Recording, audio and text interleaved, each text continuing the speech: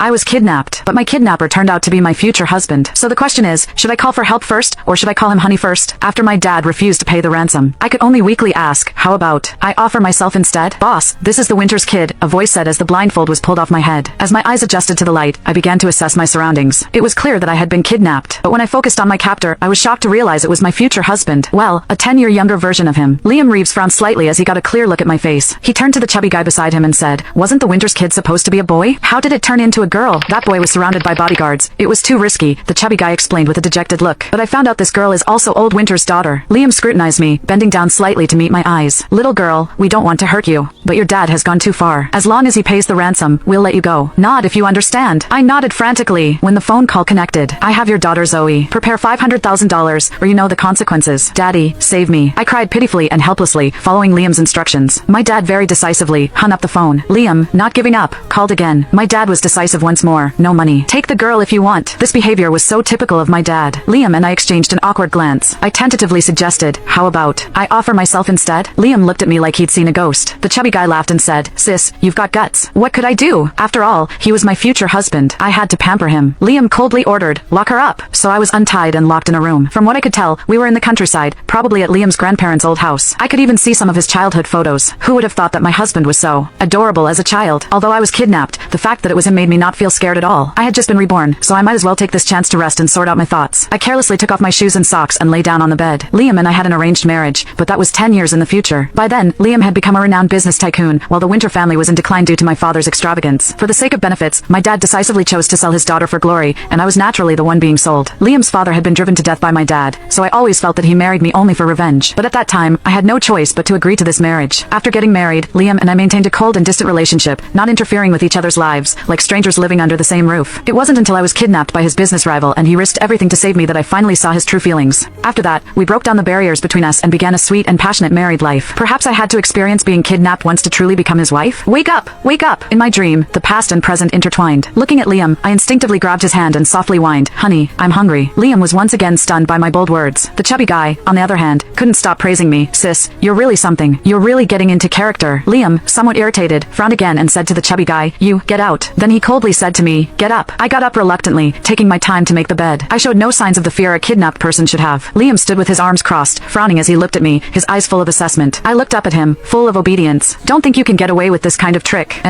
Please don't let me get away. Didn't you say you were hungry? Come out and eat. Okay.